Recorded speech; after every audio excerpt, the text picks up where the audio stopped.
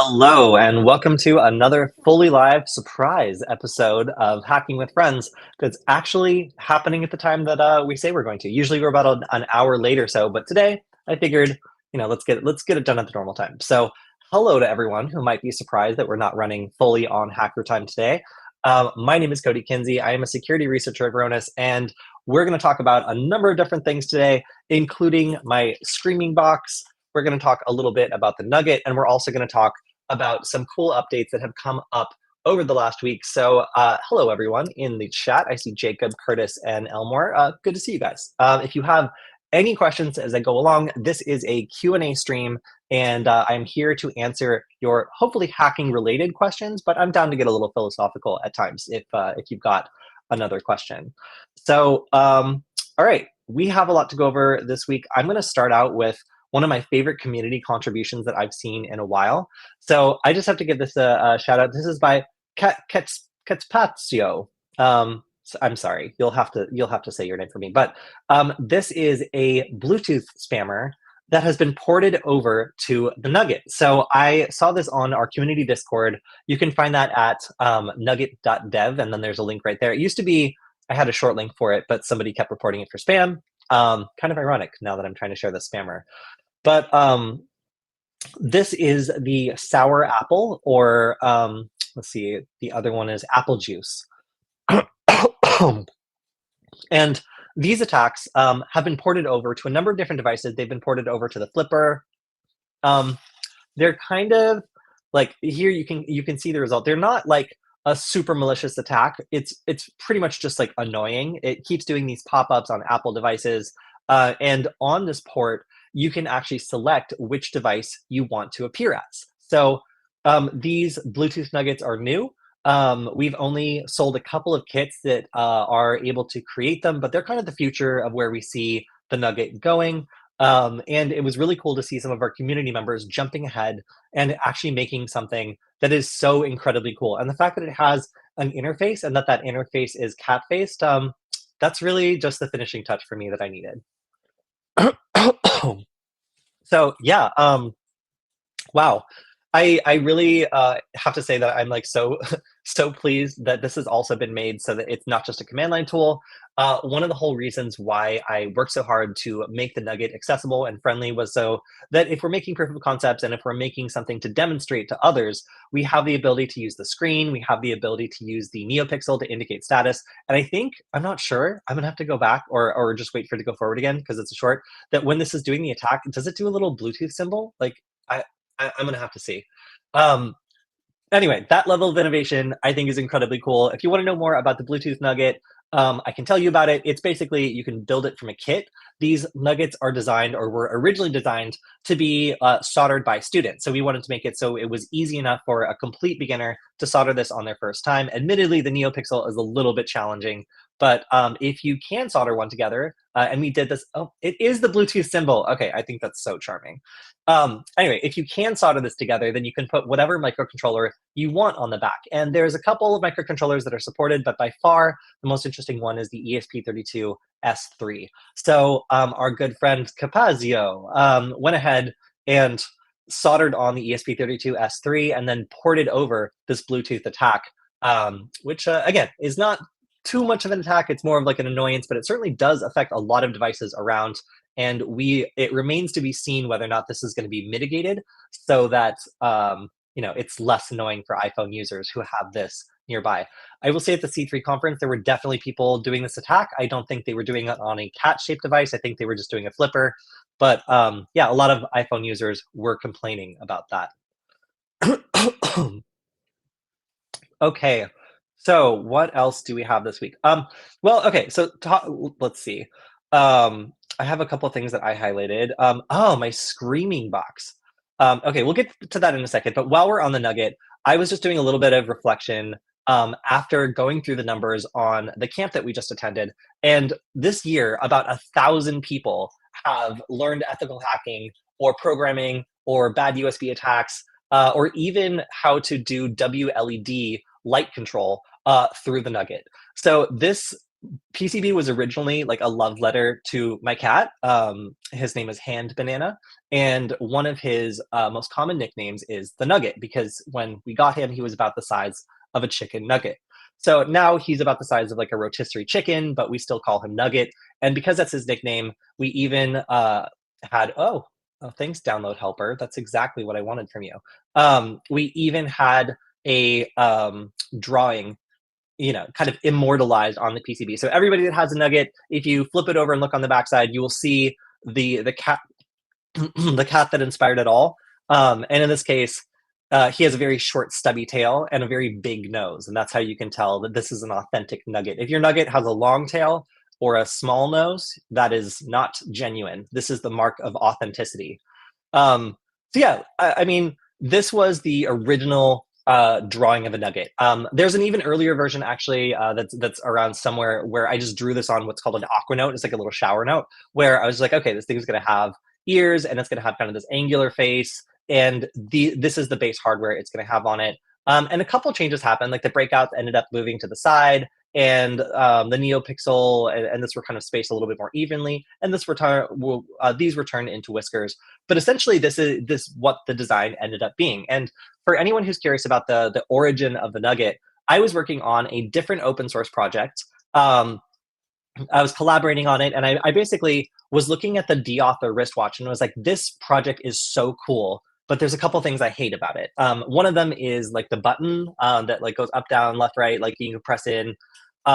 It just like breaks off really easily, and I don't really like it as a piece of hardware. I just, mine break all the time. I don't like them. Another was I wanted it to be so that you could do proof of concepts like Capazio just did, and make them super, super simple, engaging, and visual. So that was really a goal that I liked about the deauthor wristwatch. I didn't feel like it was quite there. So I was collaborating with an open source designer on building our own kind of like educational version that's like purely meant for teaching people. And as an educator, I was super excited about this. And then they dropped off. They kind of just stopped responding to me. And I had all these parts. So I had like hundreds of screens and a bunch of buttons and all this other stuff, and I had to do something with it. So I was like, okay, I'm going to invest my own money and time and energy into this. And I put together an excellent team of people, and I paid a lot of money to get this prototype up and running. So originally, we diverted all of the income we were making from our content business and $14,000 just out of my pocket to make PCB designs and test them out and attempt to find something that actually worked. And there is a super long lineage of nuggets in my place in Montana they're like primordial nuggets. They're like square, like have like buttons that poke through and are like if you squeeze it, they cut you on the back. Crazy to me how many different iterations of this design and how expensive it was to produce until we got a version that is now open source. So what's cool about that is even after all this expense and even after all of this investment, like we wanted to make sure that anybody else who was an educator was able to use this and make it, and also that people who were in areas where it's too expensive to ship can just wait a little bit longer but make their own using PCBWay or another service. This was cool. Like this is really something that I feel like resonated with people. And I did a talk at the C3 conference about how we use this for teaching and all the different classes that we've taught with it and all the different lessons we've covered with it. And overall, this was a really, I think, decent investment because it made teaching for me so much easier than it used to be. That I used to work with microcontrollers all the time, and trying to teach people how to use them was almost I'm not going to say an impossible task, but once the class got over 25 people, it was just assumed we were going to have to leave like one or two people behind. And as an educator, I really hate that. This was the first opportunity I've had to make something that was so accessible that not only were people not intimidated by it, they thought it was cute, they wanted to try it, but also they actually felt like they'd learned how to do something at the end of a 2-hour class that made them want to pick it up and use it again. For the first year or so making this, there were some really serious bugs and nobody ever reported them, which convinced me that people weren't really using this. They basically like were buying it and then they were setting it aside and they were just kind of being like, okay, that's cool. Like, and not touching it enough to find out that there were like things that didn't work or things that were pretty broken. So after switching to focusing more on education, we found that the bugs were revealed. Like after walking a class of like 25 kids through using this on all the different lessons that we thought we could do, we found that some stuff was broken and that some stuff maybe wasn't as exciting as we thought it was. And then we found some other things like kids like drawing like an illustration and putting it on the screen was actually motivation for learning programming. So this was a pretty incredible journey. I just have to thank everybody that helped out with this. We have our original designer, Alex, who worked on this, who created the first prototypes and dragged this through many revisions. We have Angelina Savoy, who came on and worked with a lot of different a lot of different elements to make additional things like our Meow Mixer. And then we also have Brandon and other people on our team, Aria, everybody who came with us to the C3 conference, Ash. All these people contributed substantially to not just making this into a piece of hardware, but also reaching so many people. Just at the C3 conference alone, we had about 175 friends out there in the conference that we had met through teaching classes. So thank you to everyone who has supported this project and all these new creators who have gotten out there and got to affect so many people. It's been a really incredible journey. And the fact that this project is still open source, you can make your own, it's pretty cool. You know, like when you're making something that's supposed to be a tool for educators, making sure that they have access to it is probably one of the more important parts. So this overall design has been something that a lot of people have created on their own. And even I think like Hacker Boxes has somewhat recently picked it up again and started giving it out as one of their boxes. So if you encounter the design, look for the authentic hand banana on the back, and that's how you'll know that that it's a real one. But anyway, so just reflecting on that, it was cool to have so many people just learn about the things that I'm passionate about this year through this open source design. So also, speaking of reflections, I just want to shout out some of my cool QR code research. I want to explain what each one of these is really quickly, and I see I've got some excellent questions that I'm going to stop ignoring. I'm sorry, everyone. I'm just excited. And also, Des, you're not bothering me. I'm here to answer your question. Oh wait, you don't have a question. You want me to buy something? Okay, you're banned forever. Okay, bye. So this QR code is the big one, is a stencil. So I can like paint through it or do whatever I want to it, and I can make this over and over and over again. And admittedly, this is not as easy as just having like a laser cutter. But if you don't have a laser cutter, you just have a 3D printer. This bad boy takes about 2 hours to print and caused a thermal runaway, which somehow like broke my printer. So this was actually the last print that I made, the really big one. So that's one strategy, is you can make a stencil. The problem is it's really hard if you're not on a perfectly smooth surface to be able to make sure that stencil is readable. So if you're making things like some of the evil QR codes that I mentioned in a couple of my workshops that like allow you to track someone or maybe even take over their data connection, this is a pretty viable strategy unless you're doing it on a rough surface. Next up, we have dual layer QR codes. So this is a 3D printed QR code that's extremely durable, and I'm able to do a base layer of black, stop the print, change out the filament and to white, and then print the data. So this is pretty cool. It's actually relatively easy to do in Prusa Slicer. So if you wanted to try out an extremely durable way of creating QR codes, the only trade-off is that this is one-sided. So by that I mean one side of this is just completely black, and then the other side has the data. That might not be a problem for you, but I was interested in pushing things a little bit further. So over here, this is, I would say, a two-sided QR code. Both sides of this QR code have information. And the way that this is possible is actually super cool. So first, you print the black. So you'll do a print that's the black. And then, without removing the first one, you print a second print directly on top of it that is the white part of it. So what's crazy is a lot of these junctures are actually not really well connected. There's only a little kind of like sporadic contact between the black and the white, but it's two-sided. So I can flip this to either side and scan it and get QR code data. To me, that is super, super cool. The ability to make something that's two-sided from a 3D printer is much more difficult, especially removing it properly. And then the durability, I think, might also be a little bit more questionable, but it won't fade in the sun, which I think is really cool. And I think that it's durable enough that if it were reinforced by like a little clear piece of plastic or something, you'd kind of be onto something. And it's actually really relatively fast to print as well. So this is and then finally, this is my research into high density QR codes. This is the basically the highest resolution of data I've been able to get on like a small QR code. So this is like a little introduction, and it just talks about where my work is and such, and who I am and what I do. but it's a good like paragraph or so, and includes like a web URL as well. So these are all 3D printed QR codes. This one's double-sided. It's just printed on like a single layer. So this is just one layer. This is 2 layers, one black, one white, and then this is also 2 layers, one black and one white. And then again, this is a giant stencil, which does work, but you need to prepare it and remove any islands. So there's a program you can use for this that's originally created for making like laser cut versions of this.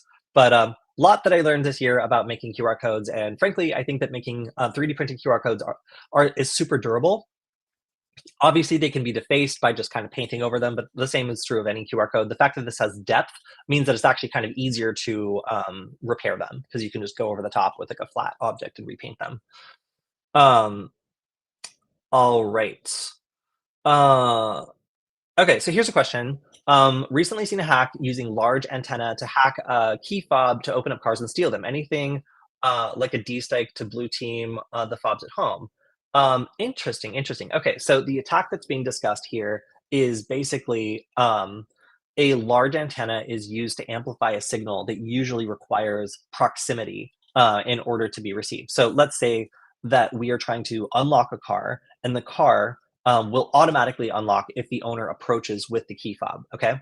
So if I, the attacker, am able to bring an antenna and basically kind of do a man-in-the-middle attack where I amplify the signal of the key fob, even though it's like in the house or like far away from the car, then the car may think that the key fob is super close by and automatically unlock the car. So a lot of these really new cars, like that's how it works, right? You have the key and it just opens for you, and then you just press the button and you drive away. You don't even think about where your key is anymore. That is what's being exploited here. Is effectively it's kind of a man-in-the-middle attack where like you are relaying the signals from the key fob to the car and vice versa, and facilitating communication as though they were right next to each other, or as though that person was inside the car. I don't know of any blue team tools that do this, actually. So I might not be the right person to ask about this. I would suspect things like an Ubertube One or like other sorts of like radio, software-defined radios would be the correct thing to look at here. And maybe like a Hack RF1 would also be like something to take a look at. I haven't utilized those to their full potential, but when I hear like that sort of thing, like that, immediately that's the device that I think of. And yes, that is pretty sick. Let's see. I'm going to go through your questions right now and make sure I didn't miss any good ones that aren't advertisements. Hey, yes, I'm glad you don't have to listen to the replay today. Okay, so I've got more stuff to talk about. And I am here to answer your questions. So once I got some more, I will do that. I wanted to talk about, let's see. Oh, my screaming device. Yes, I knew I was forgetting something. So, some of you might remember that in like around Halloween, I made this device that sits in a dark place and then screams when a light is detected. Now, the idea here is let me get my little screamer. The idea here is that we have this long probe. There we go. We have this long probe that sticks out from a pile of trash, and then this little LDR is basically sensing for light all of the time, and there's a microcontroller in here that's waiting to be woken up whenever this little like anglerfish probe kind of thing senses a flashlight in the darkness in this like dark place.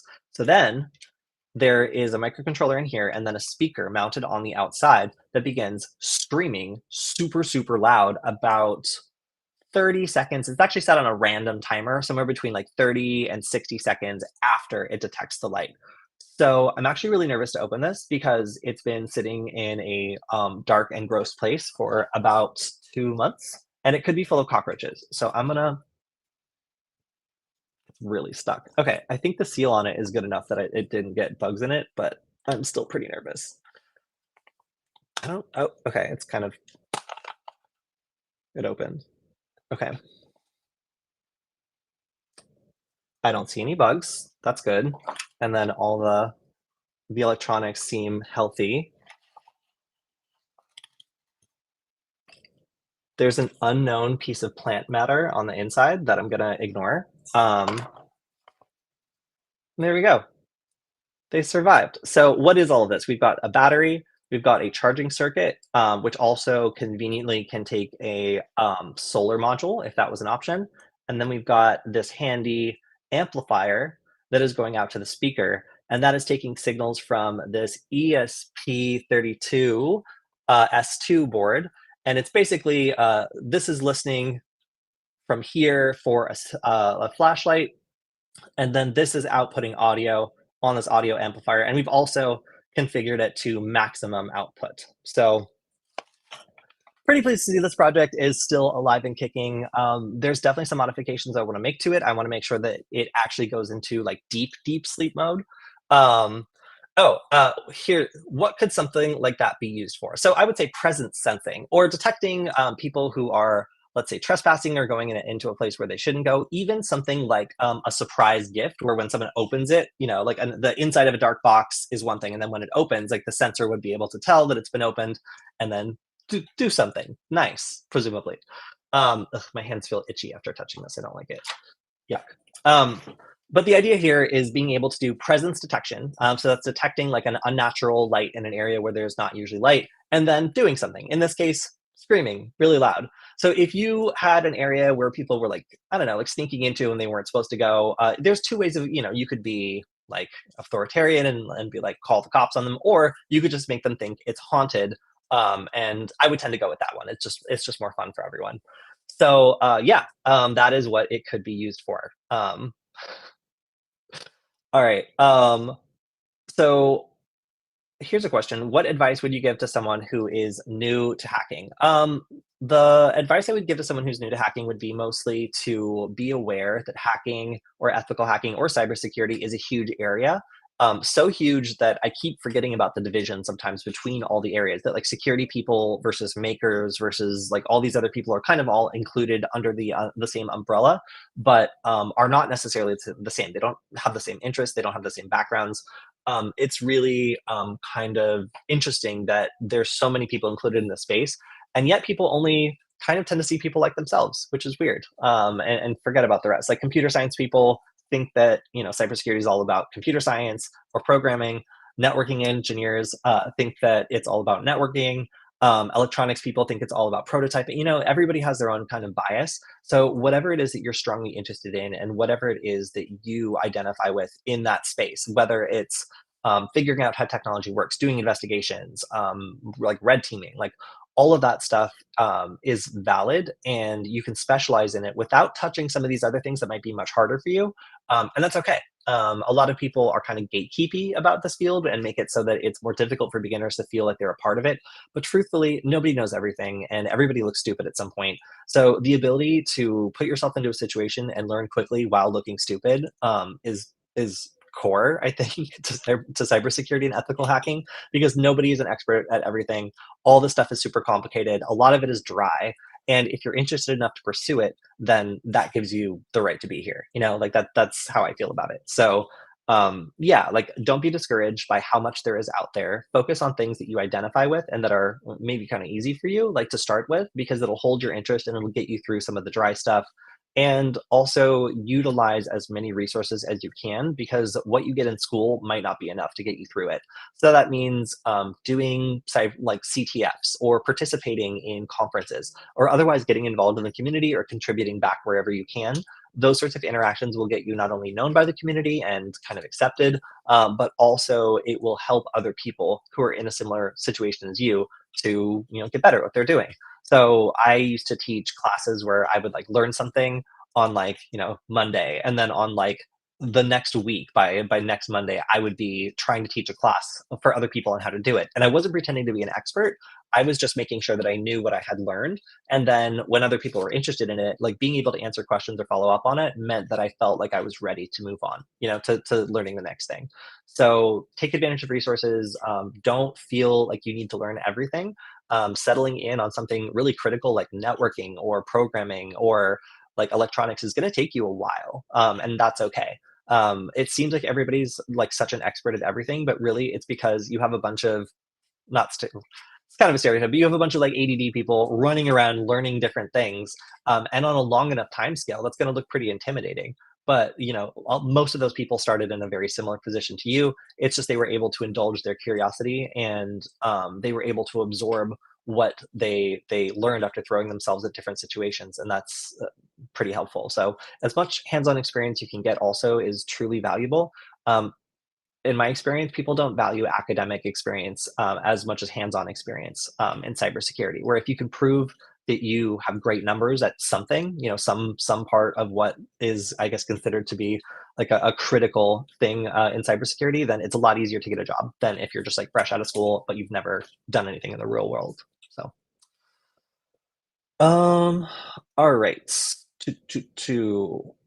Let's talk about other stuff. Suggested soldering tools. I'm sorry, this is something I have to address. Yes. So right now there's a bit of a craze going on for the Pine-Sol. And if you are like a maker, or if you've been to a maker conference, or anything really, you've probably encountered one of these. I've been talking about them to everybody that does workshops and such. So this is the Pine-Sol. I literally have one on my table, I'm sure. Yes, here it is. Okay, of course, always one within reach. So this is the Pine-Sol. I got one right here in my hand. It is a 32-bit RISC-V system on a chip. It's got a OLED monochrome display. It takes USB Type-C, and also it has a barrel jack as well. So it's got replaceable plastic parts, and then it takes a number of standardized tips. So this little sucker is the #1 recommendation I have for anybody who needs to do this on a budget, because on Amazon right now, these things are going for like $40, like $40. So I was talking to a makerspace, and they were buying these those horrible cheap soldering irons that have that like toothy dial that you have to dial up and down, but the toothy dial gets caught on stuff and will like turn itself all the way up, and it doesn't have an automatic shut off. So that means that the soldering iron that people usually buy on Amazon for about the same price, maybe a little less, will turn red hot and stay red hot and ruin the tip and cause like fire and a burn hazard. I hate them. I hate them. So like the makerspace I was working with, they bought half of these like awful like cursed soldering irons, and I was like, please stop, please just stop, like please just buy this one instead. They bought a couple of these, and they're like, okay, we're replacing the old ones, and now the fire hazard ones sit in a drawer, and these are the ones that the makerspace that I worked with in Missoula now use, and they are very happy with them. These are lovely, lovely soldering irons. So of course, like there's some, if you're having like a station and you want to get something that's more like $120 or whatever, there's like a Hacko, like one of the like yellow and blue soldering irons you see like in most schools. Like those are the ones that we have for our like soldering of the Nugget. Like if we're soldering hundreds of nuggets, we're not going to use a Pine-Sol generally unless we're like out. So yeah, definitely get something a little beefier if you're going to be sitting down and soldering literally hundreds of things. But if you're just going to be soldering things occasionally, or you want a good, powerful, and compact soldering iron to bring around with you, that's also like $40, won't turn red hot for no reason, and also has adjustable controls. Like it's really, really a nice piece of hardware, I have to say. So one of my favorite pieces of equipment out there, I'm literally gripping one right now. And it is a very, very nice soldering iron. Um, I recently got the TS-101, wonderful thing and quite cheap. Yeah, yeah. Actually, I have to say, the TS 100, the TS 80, and I guess the TS 101. I actually haven't seen that. They are all perfectly serviceable soldering irons. They work extremely well. They have a number of interchangeable tips. They're just really, really good kit. I think that the TS 80 and the TS 100s are also around like the same price. So yes, I have to say these are all good choices, honestly. And you can't really go wrong with any of them. I went ahead and got a clear version of this. I'm going to see if I can find it. But yeah, I went ahead and got a clear version that I used at the conference, and I thought it looked really, really cool. And now that I have it, I realized that it's like actually kind of big. Um, let me see if I can find this. Yeah, the TS-100 is okay, here it is. Yes, yes, yes. I'm just gonna pull up a picture because otherwise it's Amazon's gonna dox me again. Okay, okay, 1 second. So I used this at the conference that I was just at, and I found it to be a really good soldering iron, honestly. It got hot like super, super fast. Oh, look at that. That's so cool. I did a screenshot. Okay, well, We get what we get on this one. Okay. All right. Right. So I want to give a shout out to Patrick Wardle. Right as I was taking a screenshot of the soldering iron, his excellent tool popped up warning me that Google was attempting to install like a launch agent. So I terminated that. But you can, sorry guys, you can kind of see what this looks like. It's just like a clear TS 100. It's actually so lame that it did that at that moment. But I'm not going to open it again. We've got a stream to run. But yeah, so the clear version is enchanting. You can find it on Amazon. It costs a little bit more than this, but I think it looks really cool, and it's like a TS 100, TS 101 style. So yeah, really really cool. Some awesome soldering irons out there if you haven't gotten another one recently. All right, answering in order. Do you think it's better to know one field very well or to know a little bit from each field? Depends on your job. If you're a reverse engineer, you should probably know a lot about reverse engineering. Frankly, like, so there are definitely still fields where being a specialist is either required or certainly a good idea. When it comes to other things, like my job, for example, like I need to be a generalist because I'm teaching people about little pieces of all these different parts of cybersecurity. So I really benefit from being a generalist because I know some stuff about RF hacking and I know some stuff about like doing web application pen testing and also electronics and also OSINT, like and Wi-Fi, like all these different little things like allow me to do a pretty like top-down approach to analyzing like a cybersecurity event or like looking at a business's defensive posture or it gives me a lot of I guess specific knowledge that would usually be a very expensive person where I can do their job in a very mediocre way, but it saves having to have that extra person sometimes when something just absolutely has to get done.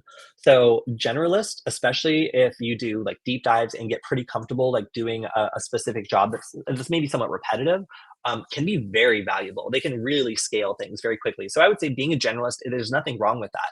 But there are still some jobs where being a generalist is just not going to work. For example, like I don't know enough about reverse engineering, or I don't know enough about web application pen testing to go out and do that business, like and compete with other people that do that for a living. Like I mean, they're gonna wipe the floor with me because I just don't have the hours doing their job to know all the nuances and details. I just know how to do it in a rough and dirty fashion if it needs to get done. So that's really the difference I would say between those two things is like if you're going to be a generalist, then being in a job where you need to jump into other people's like roles and like understand what they're doing, and either help out or manage a project, like that's really important. Generalists make great project managers, because like they're really good at seeing how different roles come together and like putting themselves in the shoes of the people who are doing those jobs. So I guess I can't really give you like a like yes, what's really good or bad. It really again depends on which job you're applying for or what kind of career path you're looking to follow. Um, let's see. How did you learn what components go on a PCB for your project's purpose? Okay, well, that happens in a variety of different ways. For the Nugget, I didn't really get a choice. I had already helped select a bunch of components for a project I was participating in, and I just had like hundreds of parts lying around from that canceled project. So I figured out that I needed to make a PCB around those parts, which is the opposite from like a normal project. So back when I was doing more PCB design, like in school, I would actually, think about the design that I want. So one example was I made a design that was like a capacitive touch design that used it's called a Darlington pair transistor to turn something on when you touch it. So looking at the things that could be done on the PCB just with like either the shape of the PCB or the path of the trace or whatever else, like that's something that I used to do to kind of eliminate components if they weren't necessary. Um, but yeah, this is not something I do a ton of. So like in the case that I'm creating like an add-on or a breakout or something, I mostly think about what the function is. Then it comes down to like which parts are specifically for that function and which parts are generally for that function. An example, like an infrared LED versus something meant for infrared transmitting and receiving are not going to be the same level of performance. The purpose-built thing might be a little bit more expensive, but it's going to work a lot better than the thing that's kind of generally for that task, but not optimized for it. So there's a lot to really think about when you're designing a printed circuit board, especially being aware of what component choices you have. That's probably been the most interesting thing that I've learned about deciding what components go on a PCB when I'm doing a project is being aware of all the different options out there instead of just going with the most obvious one. Um, One question: what is the best board for Flipper Zero if you want to go one step beyond? Do you ship your Nugget to Europe? Yeah, we sure do. In fact, we were just in Europe doing a bunch of workshops there. But yeah, we definitely send them to Europe. For the Flipper, I honestly haven't tried very many add-on boards yet. I have a Flipper. Actually, I have a couple Flippers that I've distributed to my team to test them and learn from them. And, I haven't tried anything other than, like, the Wi-Fi breakout board, and that one I haven't flashed the Marauder to yet because it's back in Montana, and I only recently became aware that there was, like, a non-insane way of doing this. Because I had tried to do it before, and, like, the process looked like I needed to, like, solder together, like, an SD card thing, and I was just like, "I don't have time for this." But one of my friends, just showed me that there's actually, like, a non-crazy way of doing this that I'm super interested in checking out. So, I'm gonna have to get back to you on this one because I have not really tried any of the hardware add-ons. But of course, the Wi-Fi one with the Marauder seems really interesting to me. So if there's like a not insane way of installing that, I'm really interested. This one's I don't. Hi, Defcon. Yeah, Defcon. We're going to go to Defcon this year, and based on our experience at the C3 conference, I think that we're probably going to do a lot more workshops than we've done before. I honestly enjoyed doing workshops more than I enjoyed being at the booth and selling nuggets all day. Even though we certainly made more money at Defcon, it was a lot more fun to see people using what we made and also to be able to do like some other stuff like I did like an IoT like hex leaf workshop that was like super fun and super cool, and it attracted a lot of people besides like just purely security people, and I really enjoyed them, and they came back for some of the security classes and learned. So yeah, I would like to do more workshops this year at DEF CON, so I'm going to be doing a lot of outreach in the next couple of weeks. We have a lot of instructors as well. We brought 4 people to the C3 conference. We're going to be bringing even more to DEF CON, so look forward to some workshops at DEF CON that we will be doing. Running Risk 5 on your soldering iron, what a time to be alive. Yeah. Um, okay, so Jacob has a question that I have to preface and say that I am not an active red teamer. I have done red team stuff. I've evaluated red team tools, and I have, done like some general red team work, but that's not my primary job, and I haven't done that for a while. So that being said, take everything I'm about to say with a grain of salt. When using known exploits in an environment as a red teamer, what would you say is the most effective way to obfuscate the software to avoid YARA rules and other basic detection methods? The number one way that I've seen discussed at conferences and such is still to pack stuff in zip files. It sounds really stupid, but like zipping and zipping and zipping something like usually makes it's like too much work for a lot of security scanners to go in and unzip and unzip and unzip something. So like some of the most basic obfuscation tricks like still work for at least hiding a payload up until the last minute. I've also seen some DNS, some like sneaky DNS like exfiltration stuff and like DNS delivery stuff. But as I said, I don't do a lot of this myself, so evading firewall rules and such is not something that I typically spend a lot of time on because the environments I work in are not looking for me for the most part.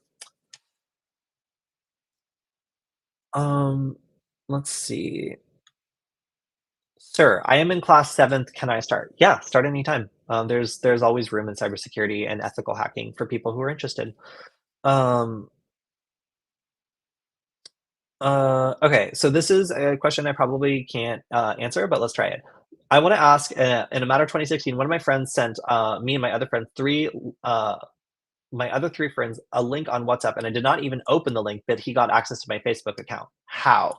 So zero-click exploits are usually expensive, but sometimes they go around and are kind of available for people to try out, like I guess before they get commercialized or before they get patched. So this is usually like relatively sporadic. So it's like something that comes out and then like the company's frantically trying to patch it, and for a limited time after it comes out, you're able to do it. Zero-click exploits usually take advantage of like linked services, and since well, I don't know about in 2016, but if you have, for example, services linked together, or if certain type of links like preview something that's vulnerable, that can be a way that a zero-click exploit is not opened. So like you get a message and something on your phone like generates a preview for the content. If that preview process is something that's vulnerable, then that can be something that maybe gives them access to like either a linked service or allows them to open up something else. without more details, it'd be hard to say. So I probably can't really answer that question, but I will. That is generally how zero-click exploits work. Like you'll get a message, some function of your phone will either try to find like a weird font it's specifying, or like generate a preview from a URL or something like that, and that can be enough to trigger the exploit. How did I start my career? I started my career as a photographer, I think, moving to Los Angeles, and did a lot of photo and video work. After that, I worked at a startup, and I was doing, well, okay.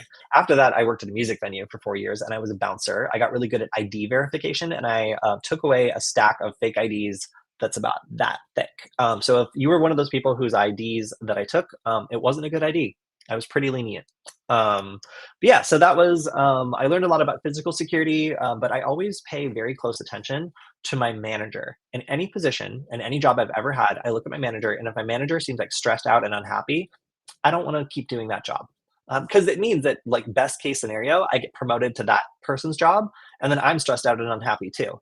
So when I looked at the manager of the music venue, they seemed stressed out and unhappy a lot of the time, and it made me realize that physical security, you don't make money. You are essentially like an emergency support staff. Everybody expects you to keep everybody safe, and also make sure that in the event of like a natural disaster, or like God forbid, like a shooting or something, like you have a plan. And what I found was like nobody was interested in developing a plan, investing in a plan. Like they wanted a plan on paper, but actually doing the training to make sure everybody would be okay was like not something anybody was interested in. And this was all over the place. No matter what venue I went to, I found that this was pretty much the case. And I was like, well, two things. One, I'm not going out anymore to like music venues, because that now I know that, like, they don't have a good plan. And two, I don't want to work in physical security anymore. So that's when I got into tech startups. I started working at a logistics tech startup that was trying to be like Uber for trucking, and I learned a lot there. It was brutal. It was crazy, and after that, I worked for like Uber Eats for a little bit, like doing like tracking down restaurants that like were difficult to find, where like their owners like wouldn't have like an online presence at all, and they'd be trying to reach out to them, and I would be the one that like finds out the secret email address like located somewhere. But I did not like Uber as a company. I decided that I did not want to work there anymore. So I worked for a donut store for a little bit, decided maybe that wasn't worth it. Although it was fun. I actually really enjoyed that job. And then after that, I started working as a writer. So when I was working as a writer, I was doing it for Nullbyte. I started learning cybersecurity from other people's guides and finding out those guides were broken. So I would spend hours like Googling and figuring out what was going on. And then I would do write-ups like explaining the correct way to do it from these like broken or old guides. It seemed cool, but like didn't actually work. So I did that for a long time, and then I asked about doing video content for Nullbyte. I was told that that was not a good idea. They didn't want me to do it, but I did it anyway with a couple of my friends, and I was able to make something that people really responded to and started getting paid for that. And that gave me the opportunity to start really getting into content creation. So my experience in cybersecurity has been putting myself in the room with smart people and trying to have a reason to work with them. That originally was just reporting on their projects. And then eventually, after going back to school for a little bit to Pasadena City College, I got involved in student leadership, learned a little bit of computer science, and also got into electrical engineering. And that's kind of how I got where I am today. Eventually, the YouTube channel blew up. Varonis was interested in hiring me after seeing that some of my content was being censored on YouTube. And they thought that my content was important enough and enough of an outreach to the community that it was worth supporting. So a big shout out to Varonis for giving me a chance to work on content for the last 3 years without being threatened by YouTube. So that's kind of it. Like when you're really interested in a subject and you spend a lot of time on it, eventually you kind of just cross the line to becoming an expert at some point. And like I've never professed myself to be like, a doctor of hacks or something. The previous person who was at Nullbyte before me, their whole persona is just like, I am the mysterious master hacker and I know everything. But I don't think that's realistic. Like I said, like I'm a generalist. Like it's really hard to be a specialist in everything. And there's so much in cybersecurity that I think that's kind of like a disingenuous promise to someone that you're this like shadowy master of all. I think that it's much more realistic to admit like we're all beginners sometimes, and like it should be a comfortable part of the process. It's not like people that derive their entire ego from being like good at their one particular part of this field is like good for you, I guess. But like there's no reason to make other people feel less welcome. And my original experience getting into hacking was kind of 50-50. I had some people who were very gatekeepy, and like especially the security people were very gatekeepy, but then like the like hacker people were very cool. So like That is how I started my career. And yeah, that was a very long story. Um, when's your next workshop and can we attend online? So our workshops were so successful at the C3 conference that I hit up all my friends and I'm like, let's just do them again online. I'm not totally sure how we would do the soldering one, so that does potentially take out 2 of the 7 that we did at a C3 conference. But yes, I am planning on doing online workshops. They're going to be starting 2 weeks out from now, so I want to give everybody like time to attend and ruminate all that. So starting from 2 weeks out from now, look for online workshops that are kind of the same as the ones we did at the C3 conference. Do, do, do. You can get the Marauder running at ESP8266 and connect with JPN. Okay. Yeah, that's cool. Yeah, so some people giving advice, specifically Willow. Hello, good to see you from our Discord server. Yeah, talking about how to get the Marauder working on Flipper and also ESP8266. Can you please talk slowly? I'm gonna have to soon. I've been in California and Berlin and Hamburg where people talk about the same speed that I do right now, but I'm going back to Montana where people talk a lot slower. So well, let me just enjoy my last little bit of being able to talk fast before I have to slow it down. Um, Let's see. What's a good place to for a rooted? What's a good project for a rooted Pixel phone? I did Burp Suite. That's actually really cool.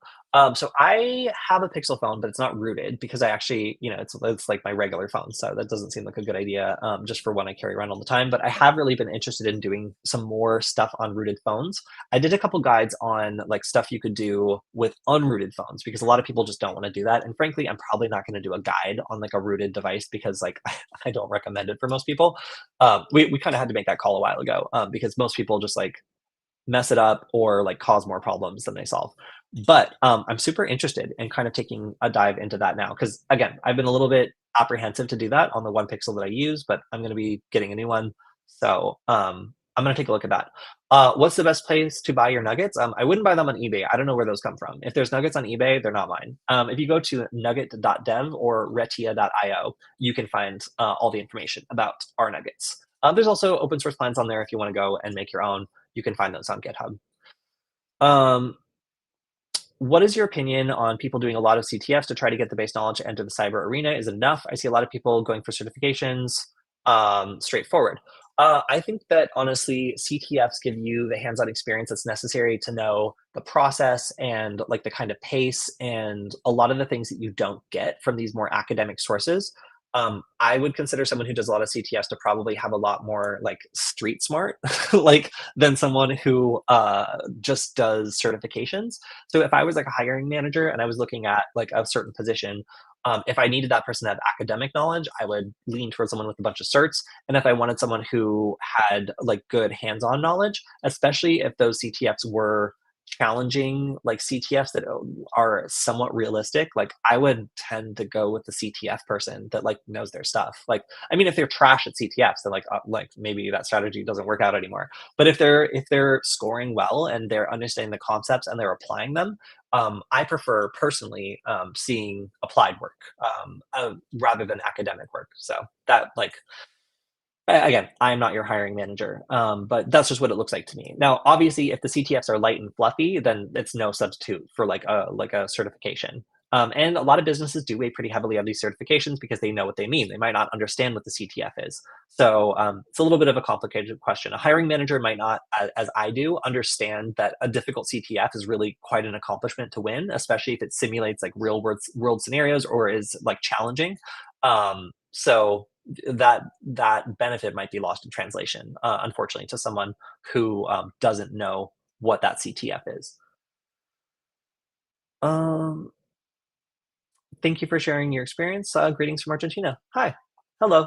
Um, let's see. Advice from an online soldering class. If you begin to smell roast pork, you're holding the soldering iron wrong. Yeah, we tried to do a lot of soldering safety stuff this year, and we had like 2 burns, which I think is pretty good for the entire year. And one of them was a kid. So um, I'm thankful for your words in hacking and becoming a hacker. I was reaching a point of quitting because I wasn't running fast enough. I just want to be in the field. Yeah, like that's the thing. Like there's so much here that can make you feel like you're not learning fast enough, that just trying to learn a new tool and getting lost in the acronyms or the things that like you need to know something else in order to understand what it does. Wi-Fi was very much like that for me. I really had to learn networking before I understood what I was seeing in Wireshark. And I was able to like pick up little pieces and do specific tasks, but I really felt like there were huge gaps in my knowledge, and it was really embarrassing because it made me not want to talk about the things that I did know. So I understand the feeling. It's definitely something that a lot of people feel when they get into cybersecurity, because this is an overwhelming field that has so many different parts to it that overlap. So you're trying to learn one thing and you don't know like one part of that thing. It feels like it's really hard to catch up. All right. Let's see. I think that we are just about out of time for today. I hope that by my next stream, I will be out of this like purgatory and I'll be back in a place where I have like a proper set. But I mean, you guys don't care. It's fine. I can just be floating through space on these live streams, I guess. Um, all right. So I'll do one more question. Do you think someone must lower their standards to work at a smaller company to acquire experience on pen testing if they chose the career path? Um, that is purely like a personal choice. Like, when you're looking for a job, there's different strategies. You can start at a place that will give you like more responsibility and then move on to a job that rewards that responsibility appropriately. Or you can try to get a position that's maybe a little bit more junior at like a bigger company and then grow into that role at the place you already want to be at. I think that they kind of have equal value in terms of strategies. I would tend to go with the second one, where like I would try to go to like a larger company and get like maybe a more junior role, with the understanding that I'm strongly interested in like growing into a different role, rather than like get overworked and underpaid for like several years to like build yourself up. I don't think that that sort of self-sacrifice is necessary. Maybe it is in some places. I don't know. Like I haven't really seen a huge benefit from that aside from getting like burned out and kind of pissed off. And frankly, if you're good at it, most businesses will trap you in a position of making just enough money that it's hard to leave, but not actually paying you fairly. So I got trapped in roles like that many times. So I'm very, very leery of like intermediary steps that you could get stuck in, I guess is my perspective. So, like follow your bliss, as they say. But in this case, I would tend to just go directly for one of the larger companies I wanted to work with, and just try to make myself the best candidate as possible, and like explain that like I really want to go. This is my career path. Like I see this as a part of it, and like this is a company I particularly want to work for. Yeah, like it's worth a shot. Anyway, kind of skips a step. I know, this is what I'm saying. I look like I've been abducted and I'm being held for hostage, or like I'm in purgatory and like nothing is real. So sorry about that. We'll be back to like a more normal set starting next week. Okay, so um, that's all we have for today. Thank you everyone for joining us. It was a pretty lively stream today. If you have any more questions, make sure to jump on our Discord server. You can also leave the questions on our YouTube channel, Security Forward. And as always, a big shout out to Veronis for not only sending me to that awesome conference, where I lied, I have one more thing to show. All right. So while we're thanking Veronis, we should thank them for this incredibly cool flower badge that I got at the C3 conference and put together with one of my friends. This is something I'm going to cover a little bit more, but this badge is running on MicroPython. So you just got to accept that it's going to be a little bit slow and maybe crash. And it is so incredibly cool. It is capacitive touch everything, and it's got these switches that I was talking, so poorly about. Let's see what it can do. All right, so I'm gonna see if I can do music. Let's do this guy. Wait.